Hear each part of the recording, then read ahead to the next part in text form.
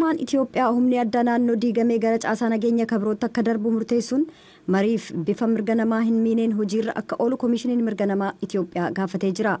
Isa maguun ibsa kana kan kenne tarkaanfiiwwan humnoota nageenyaatiin fudhatamaniif haleellaan namoota qawwee hidhatan kanneen addan baafamaniin raawwatame hojjettoota gargaarsaa dabalatee namoonni nagaan akka du'aniif sababa ta'uu ibse. Koomishinichi dhiittaalee mirga namaa laalchisee hojii qorannoo isaa geggeessuun cinatti furmaata karaa nagaa fiduuf aangawoota wajjin bobba'ee kan hojjetu ta'uu ibsichi tuqee jira. Mallaskaachoo Ammahaa Daayirktara olaanaa dhimmootii qorannoo dhiittaa mirga namoomaa kan koomishinicha Dr. Mizaamee Abaatee dubbisuudhaan Finfinneerraa gabaaseera. Humni addaa diigamee caasaa nageenyaa birootti akka makamuu fi murtii mootummaan irra ga'e karaa nagaatiin furmaata kennuudhaaf hawaasni qooda isaa akka bahu bulchaan naannoo mootummaa Amaaraa Dr. Yiliqaal Kaffalee gaafatanii jiru. Oduu kanaafis tujube. Bulchaan naannoo Amaaraa obbo Yiliqaal Kaffalee ummatichi murtii mootummaan humnoota addaa naannolee diiguuf caasaa nageenyaa birootti makuuf murteesseen wal qabate rakkoolee nageenyaa furuuf tattaaffii taasifamaa jiru keessatti uummanni gumaacha akka godhu gaafataniiru. Itti dabaluudhaanis miseensonni humna addaa Amaaraa tokko murtii mootummaa mormuudhaan kaampii isaanii gadhiisanii ba'an akka deebi'aniif uummannis nagaan akka bu'u tattaaffii deeggarsaa akka taasisuu qabu waamicha dhiyeessaniiru. Bulchaan kun itti dabaluudhaan jaarsoliin naannichaaf abbootiin amantaa nagaa buusuuf itti fufiinsaan carraaqqii isaan taasisaa jiraniif illee galateeffataniiru.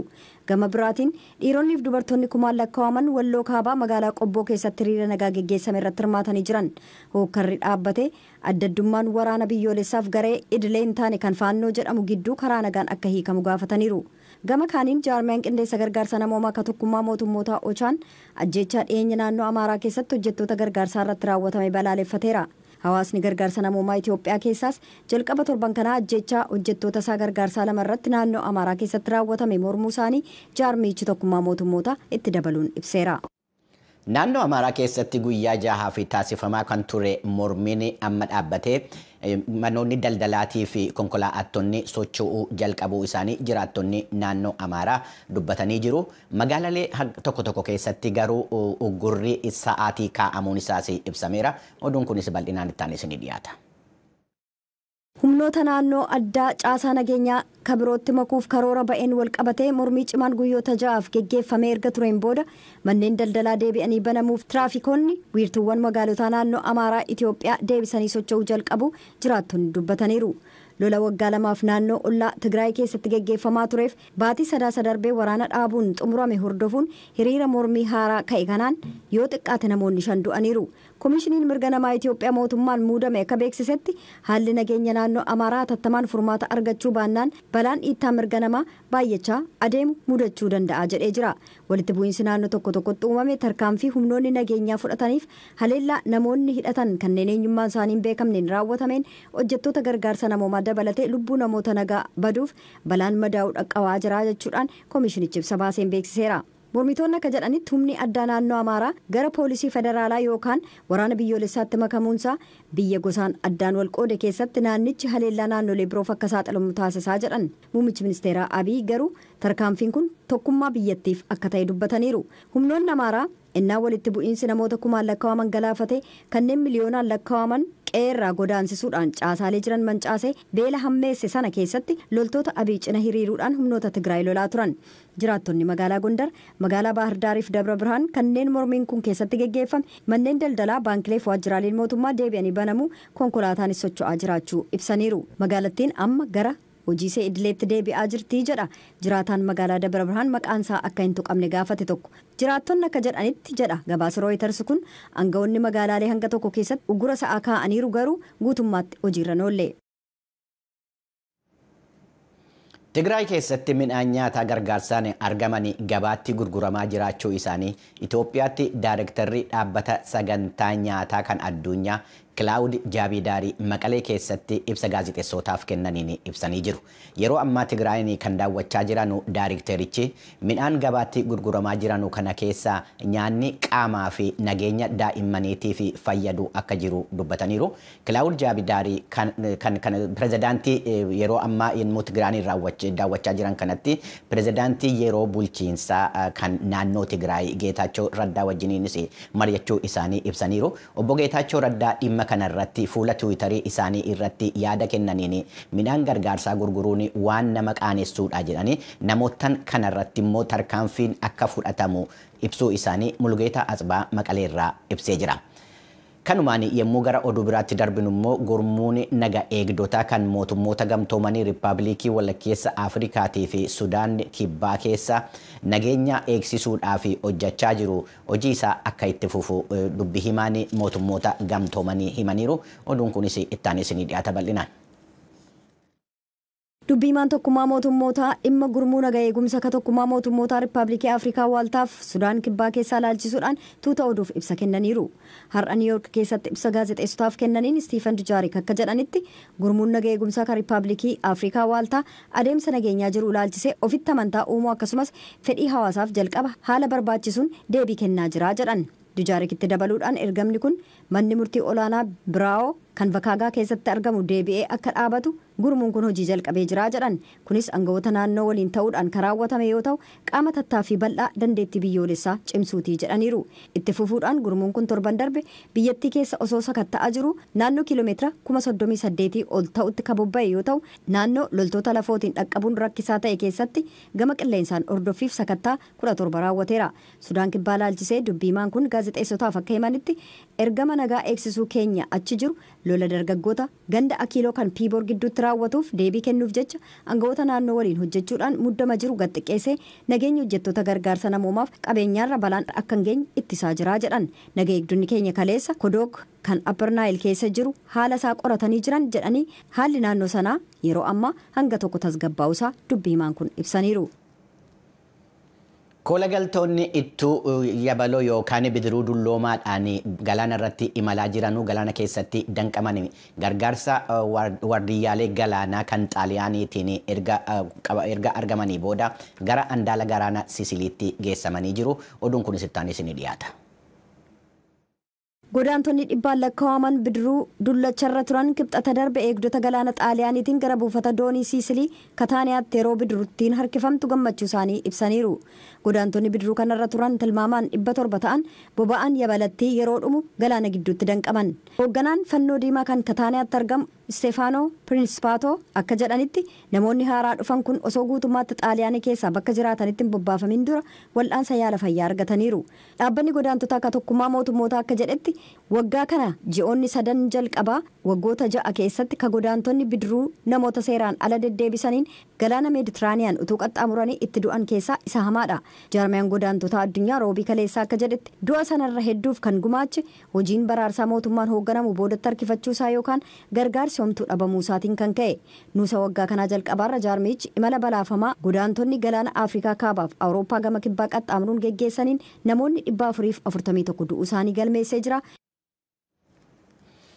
Liqiin mootummoota addunyaarra jiru baay'ee yaaddessaa ta'uusaa dhaabbanni maallaqa addunyaa ibsee jira. Dhimma kanaaf immoo Chaayinaanii fi Yuunaayitid Isteetsii akka itti gaafataman gabaasni dhaabbatichi baasee beeksiseera. Liqiin mootummoota addunyaarra jiru erga weerarri COVID-19 ka'ee as sadarkaa mul'ate hin beekne irra ga'uuf deema jechuudhaan dhaabbanni maallaqa addunyaa IMF roobii darbe akeekkachiiseera. Waggoota 5 dhufan keessatti daballi liqaa eegamu keessaa irra caalaa isaaf Chaayinaaf Ameerikaan itti gaafatamummaa akka qaban itti gaafatamaan kutaa dhimma maallaqaa IMF Viitor Gaaspar gaaffiif deebii AFP waliin geggeessanii beeksisaniiru.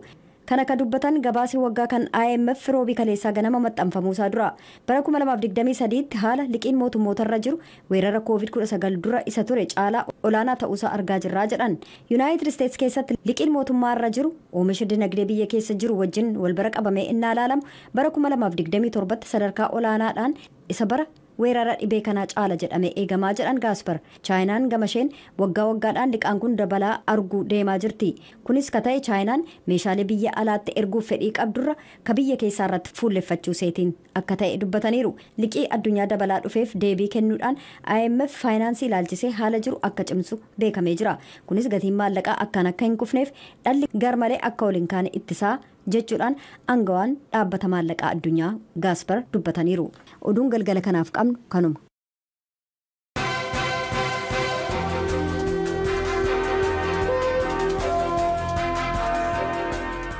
Gara gabaasaalee keenya biraatti ceenaa naannoon Oromiyaa hojii nagaa eegumsaatii fi humna addaa bobbaasuu dhaabuusaa ibsee jira. Caasaa humna addaa diiguudhaan caasaalee nageenyaa adda addaa keessattis akka ramaduudhaa fi hojii jalqabee Komishinariin waliigalaa Komishinii Poolisii naannoo Oromiyaa Araarsaa Mardaasaa VOA'tti himaniiru. Gabaasa Tsahaay Daamxoo qabatanis ni dhiyaata. Murtee mootummaan federaalaa miseensonni humna addaa naannolee caasaa nageenyaa kanneen birootti akka makaman jechuun dabarse hordofuun naannoo Oromiyaatti gara hojiitti seenameera jechuun Komishiniin Poolisii Oromiyaa ibsee jira. Komishinarri waliigalaa Komishinii Poolisii Oromiyaa Araarsaa Mardaasaa sagalee Ameerikaatiif akka himanitti ka'umsi murtee mootummaa bu'uura taasifachuudhaan naannoo Oromiyaa keessatti miseensonni humna addaa yeroo ammaa unka guutaa jiru jechuun ibsaniiru.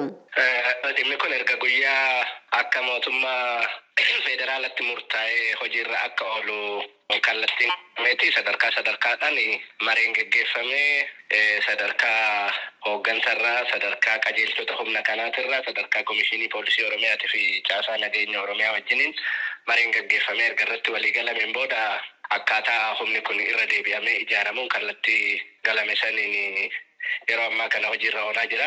Kan raayyaa ittisa biyyaa barbaadu, kan poolisii federaalaa barbaadu, kan poolisii naannoo barbaadu akkaataadhuma fedhii isaatiin akka inni galmaa'u saniin galmaa'ee yeroo ammaa kana raayyaan ittisa biyyaa kan fudhatu galmaa'u isaa qofa osoo hin ta'in ulaagaa qaba. Ulaagaa raayyaan ittisa biyyaa baase saniin itti seenanii calalanii ulaagaa guutu fudhachaa kan ulaagaan guunne immoo akka kara poolisii edelee naannootti makamu gochaa yeroo poolisii federaalaatiif bifuma saniin gama hundumaanuu adda bahee iddootti filatanitti galaa jiru. Amma kana rakkoon hin jiru. Komishinarri waliigalaa Araarsaa Mardaasaa naannicha keessatti bobbiin humna addaa dhaabbateera jechuunis himaniiru. Bobbiin hin jiru. Humni kun guyyaa humni sun iddoo filatetti akka inni deemee hojjetu kallattiin kennameen bukaasee humni kun already riifoormii ta'eera. Akka kana duraatitti humni gurmaa'ee soso'uu danda'u hin jiru. Akkaataa iizii isaatiin waan bahee edeleetti deebi'eef kun immoo karaa piroosesiirra waan jiruuf akkaataa sanaan bobbiirra hin jiru. Bobba'uus hin danda'u. Haaluma wal fakkaatuun hojiin caasaa humna addaa naannoo kibbaa irra deebi'anii gurmeessuu eegalamee jiraa jedhan Komishinarri Poolisii naannichaa Alamaayyoo Maammoo. ጠንካራ አገር ለመመሰረት ለመገንባት ጠንካራ የሰራዊት ኃይል ለመገንባት አንድ ወጥ መሆን ስላለበት በዚህ ጉዳይ ላይ መንግስት ያቀረበውን ሀሳብ እኛ በበጎ መልኩ ተቀብለናል። በየጀብዱ ይጃሩፍ ቡሬሱፍ ራያ ጀባ ኡሙፍ bifa wal fakkaataa ta'e tokkoon tarkaanfachuun barbaachisaadha. Dhimma kana irratti yaada mootummaan dhiyeesse nuti akka yaada gaariitti fudhanneerra. Humni addaa naannoo keenya keessa jiru kallattii barbaadutti yoo gara raayyaatti makamuu fedhe, yoo poolisii federaalaa yookaan poolisii idilee fi kanneen mana sirreessaatti makamuu fedhe akka filannoo isaatti ta'uu danda'a. Filannoon kan biraan ammoo sooramaan geggeeffamuu yoo fedhe waan ittiin waa hojjechuu danda'u kennamee fi ni geggeessama. Dhimma kana irratti sadarkaa biyyaatti irratti mari'atamee jira. Sadarkaa naannoottis irratti walii galameera. Humna addaas mariisisneerra. Isaanis mormii hin qaban. Yaadicha qajeelummaadhaan fudhatanii yeroo ammaa akka fedhii isaaniitti unka guutaa jiru. Mootummaan Itoophiyaa sagantaa miseensota humna addaa naannolee caasaa nageenyaa biroo keessa galchuu guutummaa biyyaatti hojiirra akka oolus beekseera. Pirezidaantiin naannoo Somaalee Mustafaa Mohaammed fuula tiitarii isaanii irratti akka barreessanitti kaabineen naannichaa adeemsa caasaa humna addaa naannichaa irra deebiin gurmeessuu irratti mari'achuun raggaasisuu ibsaniiru. Rakkoo nageenyaa naannoo Oromiyaa keessa jiru waliin kan wal qabate raayyaan ittisa biyyaa fi poolisiin federaalaa humna addaa Oromiyaa bakka bu'uudhaan naannoo hundatti bobba'aniiru jedhan Komishinarri waliigalaa Komishinii Poolisii naannichaa Araarsaa Mardaasaa. Akka Oromiyaatti shaneenis yeroo ammaa kana waamicha godhameef kanaan humni kun dhimma sanarratti walii galamee karaa nagaatti deebi'amee jirannee humni nageenyaa sochii godhaa jira. Kanaaf akka naannoo keenyatti raayyaan ittisa biyyaa humni kun yeroo karaa riifoormiitti galu irra deebi'amee ijaaramuutti galu nageenya naannoo keenya ofiisaatii qabatee hojjechaa waan jiruuf guutuu Oromiyaa keessatti raayyaan ittisa biyyaa poolisii federaalaa sochii godhaa jira. Poolisiin edelee keenya kana dura jiru. Isaanis kana wajjin hin gurmaanii milishaa naannoo wajjin hin gurmaanii sochiirra jiru. Qajeelfama mootummaan caasaa nageenyaa irra deebiin gurmeessuuf kenne hordofuun hooggantoota nageenyaa sadarkaa adda addaa waliin mariin gaggeeffamus komishinarichi eeraniiru. Itti dabaluunis kun dhimma biyyaalessaati jechuun ibsanii. Gama biraatiin humni addaa naannoo Amaaraa caasaa humna addaa irra deebiin gurmaan waliin wal qabatee wal dhibdee uumameen miidhaa hedduun qaqqabuu fi lubbuun namaa darbuun ni yaadatama. Gabaasa sagalee Ameerikaatiif Tsahaay Daamxoo Finfinneerra. Walitti dhufeenyi dippiloomaasii Yuunaayitid Isteetsii fi Afrikaa Kibbaa gidduu jiru naga qabeessan fakkaatu. Keessumaa quunnamtiin Afrikaa Kibbaa Raashaadhaa wajjiniin qabdu ijoo dubbii biyyoottan lammanii ta'ee jira. Mootummaan Afrikaa Kibbaa ijjannoo isaa Yuunaayitid Isteetsii fi ibsuudhaa fi jiila addaa tokko gara Waashingtanitti ergaa jira. Dhimma kanarratti gabaasa Daareen Taayilarii Johannesburg irraa qophaa'ee akka taanutti isin dhiyaata. Piriitooriyaan dooniiwwan waraanaa Iraan lama warreen Waashingtenii qoqqobbii irratti keesse akka buufata doonii Keep Town irra dhaabbatan eeyyamteefii jirti. Afrikaan Kibbaa kana gochuu isheetii fi qoqqobbii ofirra kaa'aa jiraachuu ishee ibsuudhaan embaasii Yuunaayitid Isteetsi ergaa dabarseen deebii kennee jira. Yommuu bidiruuwwan Raashaa warreen labsiin qoqqobbii irratti darbe buufataalee doonii Afrikaa Kibbaa irra akka dhaabbatanu taasifame hanga'oonni mootummaa Yuunaayitid Isteetsi akeekkachiisa wal fakkaataa dabarsanii turan. Paartiin mootummaa Afrikaa Kibbaa hoogganaa jiru Koongireesiin biyyaalessaa Afrikaa yookaan ANC'n weerara pireezidaantii Raashaa Vilaadimiir Puutiin Yuukireen irratti raawwatanii balaaleffachuu dhiisuun isaa Yuunaayitid Isteetsiin gaddisiisee jira. Dippiloomaatiin Yuunaayitid Isteets duraanii Brooks Spector akka jedhanitti walga'iin ANC'n paartii tokkummaa Raashaa isa Vilaadimiir Puutiniin hoogganamu wajjiniin taasise Waashingteniin mataa raasiseera. By having a senior official yeroo aangawaan olaanaan Raashaatti argamee waa'ee waraanaaf nageenyaa irratti waadaa michummaa seenu namoota Waashingtan irratti dhiibbaa uumuunsaan oolu. Dubbiin biroo fuula duratti dhufaa jiru walga'ii biyyoottan dhimma diinagdee irratti gurmaa'anii shanii kan Biraaziil, Raashaa, Indiyaa, Chaayinaa fi Afrikaa Kibbaa of keessaa qabu ji'a gayyaa keessaa Afrikaa Kibbaa keessatti taasifamuuf deemuusaati. Kan ajajni hidhaa mana murtii yakka addunyaa irraa itti darbe Vilaadimiir Puutiin walga'ii kanarratti hin hirmaatu jedhamee eegama.